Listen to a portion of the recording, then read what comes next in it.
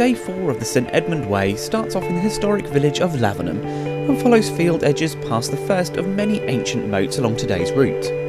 The path passes through the site of Lavenham Airfield before crossing the A134 at Alpheaton near Hunt's Moat. The route heads north from here, bypassing Shimpling Park and another ancient moat just south of Stanningfield.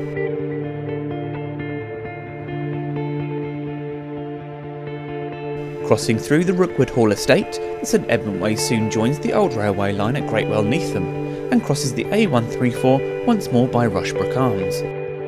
Passing the small village of Nowton, the route crosses Hardwick Heath, past West Suffolk Hospital and descends down into the historic town of Bury St Edmunds.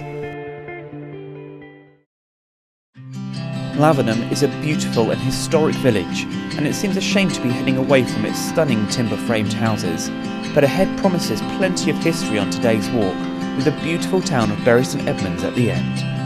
As you cross the fields away from the village, just to the east are the remains of a mill that once stood to 6 stories and was built in 1831. Just in the middle of the field to the west is also a Type 27 pillbox from World War II, with clear evidence of the anti-aircraft gun placement on its roof.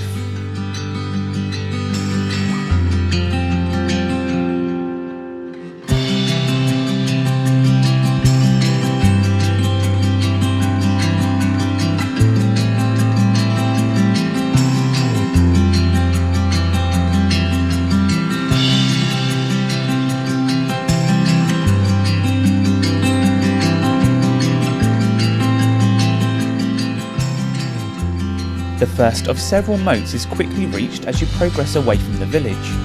Within this plantation, and easily seen from the path, is a moat that once surrounded Lavenham Park Lodge. The hunting lodge once sat on the edge of an extensive deer park which was owned by the Earls of Oxford and dates to the medieval period. On the northern end of the deer park are a couple of isolated buildings, likely remains of the World War II Lavenham Airfield which was built in 1943. Evidence suggests that a few buildings still remain on the site, with these two sitting close to the St Edmund Way and looking roughly of the right age.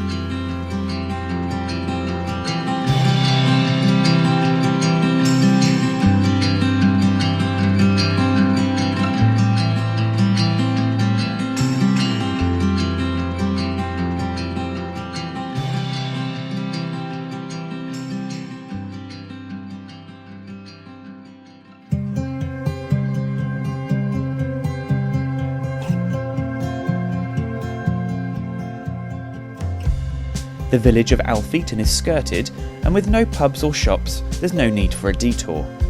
But just up ahead is Hunt's Moat. This moat is a small square and appears isolated from the main village, with traces of building foundations found within its defences.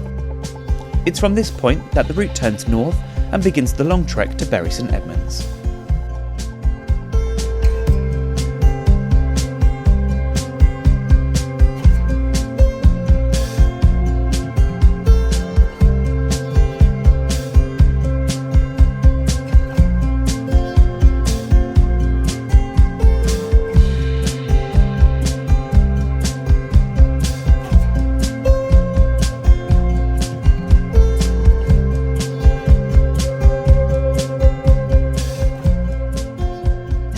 As you pass Shimpling Park, a short detour will take you to the third moat of today. This one also dates to the medieval period, sits isolated and remains unoccupied.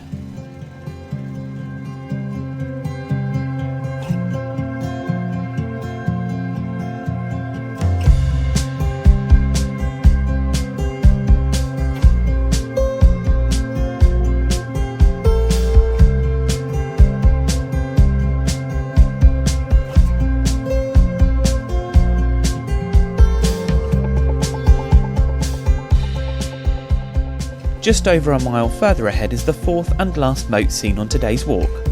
The Ordnance Survey lists this as Great Saxes Farm, with historical records suggesting the moat dates to the medieval period, with medieval and post-medieval finds discovered nearby.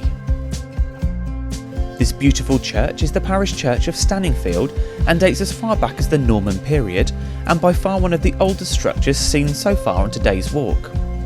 It sits on the edge of the Rookwood Hall estate, which leads me north across vast open fields towards the railway line at Greatwell Neatham.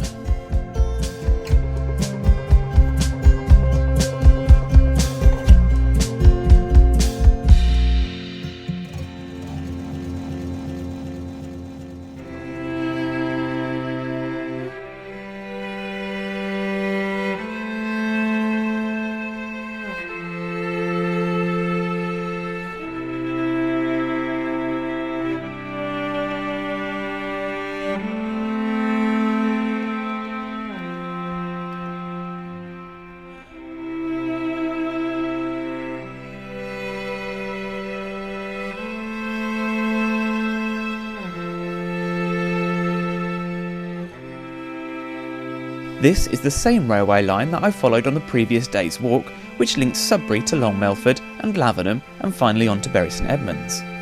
The line was opened in 1865 and carried passengers for almost 100 years before closing in 1961.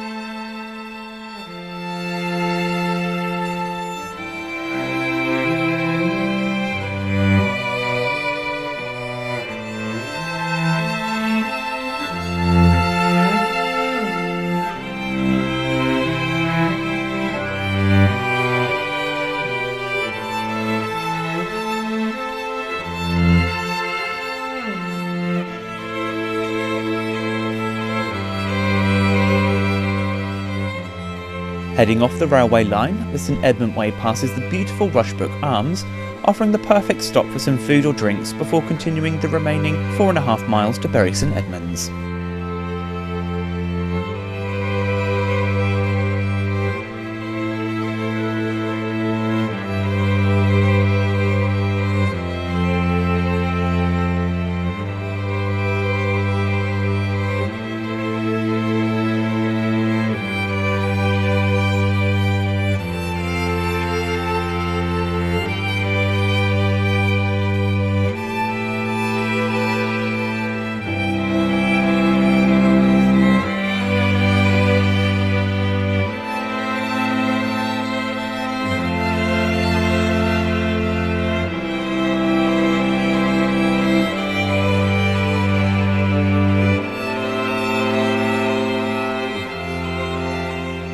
The Norman church of St Peter is passed on the way to Bury St Edmunds, and just a short way beyond is an Ordnance Survey triangulation pillar.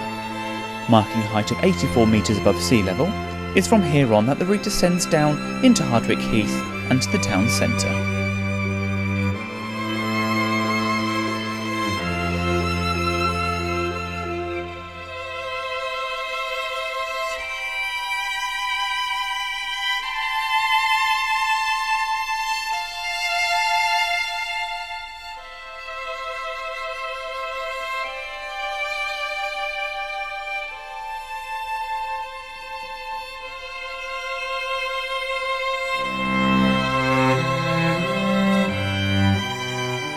As you progress down into Bury St Edmunds, the path passes St James's Gate, a Norman tower dating to 1121 and used as a bell tower for the nearby cathedral. I've decided to end the day's walk at Angel Hill, outside the spectacular Abbey Gardens and Gatehouse, which I will go on to explore before heading out tomorrow.